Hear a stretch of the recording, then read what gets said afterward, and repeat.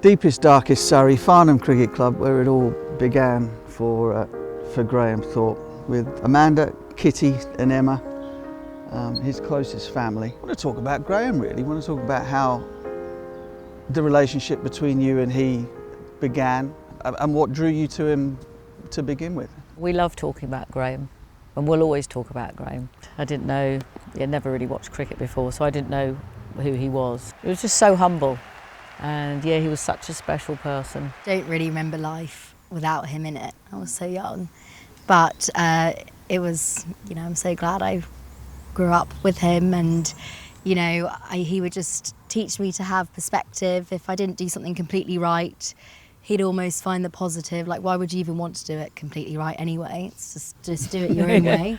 Keep on going, try. If it doesn't work, try again. And it was a great atmosphere to be brought up in. We were teammates for, crikey, 15 years or so. And I always very much looked up to him as a cricket player and as a man, really. He always seemed to have the right words to say or the right perspective to have on various things. I wonder what it was like having somebody like that as your dad. Yeah, he definitely knew how to kind of bring you back into the real world of kind of, this isn't the biggest thing, yes it's bad right now, but to give you the perspective of everything's going to be okay, and you just got to keep on trying. I think that was the main thing. We had that incredible day at the Oval where, did you guys have the sense before that day of just how loved he was in our world? It's a small world, the cricketing world, but in that world, in England in particular, he was a hero to a hell of a lot of people. I think we'd started to grasp it, but I think on the day, really seeing everyone wearing the headbands, and especially that moment at tea time and everyone, got up and clapped, and I think that was really special. For me, I didn't really realise until he passed, how much love there was for him. And I wish he knew that properly. I think he knew he was loved, but I don't know if he properly grasped to what extent. Even I was surprised, and sort of overwhelmed, but he'd been ill, and so you're left, you're there, and you try to battle your way through it, and then all of a sudden, it's very sad really, isn't it? Just the way it happens like that, and then all the love there, the mural. I think he would have thought that was so cool. Let's move things ahead a little bit. He gets the job, leaves the game, quits playing and becomes a coach, and that journey of him passing on his knowledge of being, it seemed to me as though he was just as enthused about doing that side of it as he was in the playing sense. I remember I was in year 6 and maybe I was about 12 or 13, and we were in the kitchen and he had this little post-it note and he said, "Remember the name Joe Root." And I thought, okay, cool. And he said, "Remember the name Joe Root because he's going to be a really good player." And I think, the name Joe Root is easy to remember. I mean, obviously now. Especially if it's on your fridge. Yes, exactly. Yeah. I remember him putting it on a post-it note. I thought, yeah, cool. right, Dad. Yeah. What am I doing with this? I'll put it on the whiteboard. He said, "Remember this name." Yeah. And then as Joe Root grew up and became an amazing player, I said to my friends, "Oh wait, I think I saw that one coming." Yeah. Down the pitch, clip to the leg side. The 39th Test match 100 for Joe Root.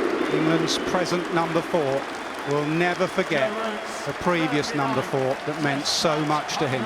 Graham will be watching down, incredibly proud.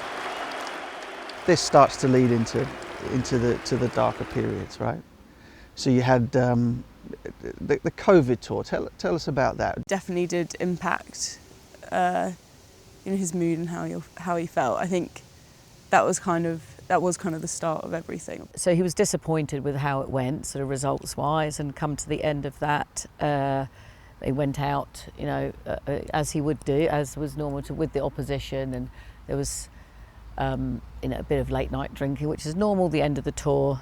But for Graham personally, I think it's been sort of documented really, but the whole thing with all this COVID stuff, so they were out, they were sort of had to be told to go to bed or whatever, but you had the high-vis policeman come along and he just thought, here we go. So he took a video of that, kind of thinking, really, you know, this is what we're dealing with here type thing. Sent that to a couple of friends, and one passed it on to someone, and it ended up on the, you know, in the Sydney Morning Herald. He was absolutely gutted about that, and you would say kind of he's very, very private, sort of unlike him to even to record it. To me, that shows that he wasn't Of his right mind. yeah, himself to even do that. But then that happening obviously was awful. He felt terrible. He'd apologised to all the players, and so definitely coming back not on a, you know, good note. Good way to end the tour, and obviously the results, you know, weren't good as well. There's obviously he lost his job. He didn't see that coming, and it was really tough for him. You know, it was pretty brutal, and he felt really let down. Actually, he wasn't great before, but he spiralled after that. He couldn't really let it go, and he couldn't really get over the fact he lost his job. He saw that as such a massive failure as well. It was very much in his head. He very much felt that he let us down. It's not just him. I feel like this is quite a common approach to people losing their jobs, especially his demographic, being male, mid-50s, having worked in a company for such a long time as well. I think it was a very big change, and mentally I don't think he coped well with it at all, which we could very much notice.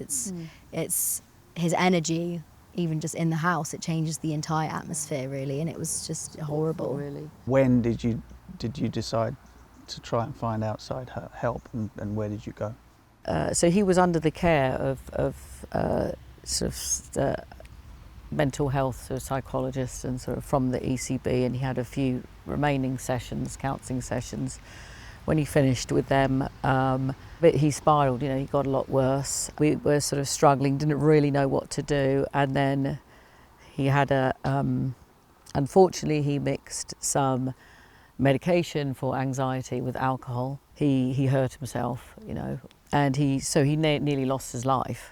And then after that, I mean, the PCA, the Cricketers Trust, were there for us. So they came to us, and I think they kind of helped pull the threads together, and they introduced us to other help that is out there, because even looking for it was something beyond our capabilities at the time. And they offered Dad a 6-week inpatient or like a residential place that he went to. We felt very out of our depth. We didn't feel like we could provide what he needed, so he wanted professionals and a whole setup really that he could go to. Timetable. It was and that's really what good. he got at Sporting Chance, the inpatient. And he did lots of kind of physical therapy as well.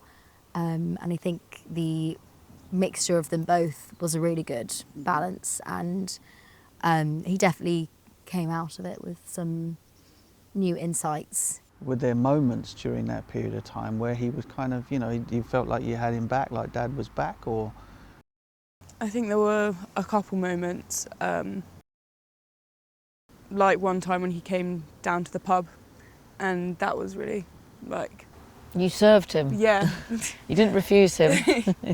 And seeing him just like chatting with his mates again like normal, and then that, you know, kind of gives you hope, and then it goes away, and it's just a really difficult thing of Having hopes dashed, isn't it? It's almost makes it worse. harder. But you need people like those at the Cricketers Trust to kind of direct you and show you the way. Try and to pull it all pull together. it all together, because it's a minefield and you don't know where to start. And usually when you're looking for help, you're already in a pretty terrible place. And yeah, after he passed, they reached out to us again, offered us therapy and counselling, which was really helpful. And that's ongoing now? Yes. I had some sessions. I asked for in-person therapist, and they found one near my uni, which was away from home, and that was lovely. And I felt very looked after and able to, and it made a good help going to talk to someone, because again with the stigma, but you do feel like a bit of a burden talking about such heavy You things. feel with mental health, right? Everybody has their problems. Everybody has good days, bad days, and all the rest of it. And a lot of us feel as though you're burdening other people unnecessarily. You know, I can take care of this myself. And do I really need to be taking up somebody else's time with my internal problems? But by the sounds of it, the talking is helping still. Would that be right? You're still able to get things off your chest? Yeah, and I think that is definitely where therapy has helped, to be able to talk to someone without any of that. Obviously you can still talk to your friends about it, but it is just getting into all of it and having that time.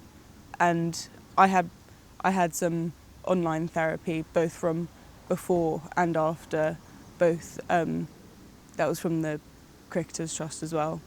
And having it online has meant that when I've been at uni as well, it hasn't mattered. And having the same therapist from before and after, that consistency has been quite nice as well. You guys have been incredibly brave throughout all of this. Talking about somebody that you loved. I loved him. He was so special. It's been a horrendous thing.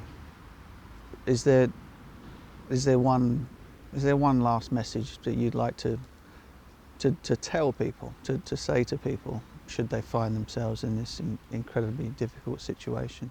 You know, Graham, he was ill for 2 years, and he would look back and analyse as well, and he said, he'd look back and said, I shouldn't have stopped communicating, I shouldn't have gone into myself. Even he said it.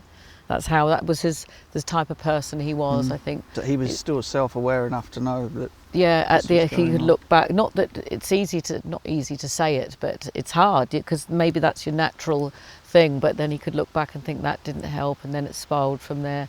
But yeah, definitely, like his divorce, he retreated into himself. He didn't want to go out, speak to people. Don't do that. Yeah, is probably my thing. Talk about it, Yeah. share the load, and reach out, because there's help out there increasingly more and more. It's being talked about more and more, but there's still a lot of work to be done. Talking about grief is really important. Losing a parent at this age is something that not many people your age have gone through, but being able to talk about it and start conversations and reach out and let people know that you're there, I think is really important. Does it feel like it helps you? Yeah. Well, thank you. Thanks. Thank you.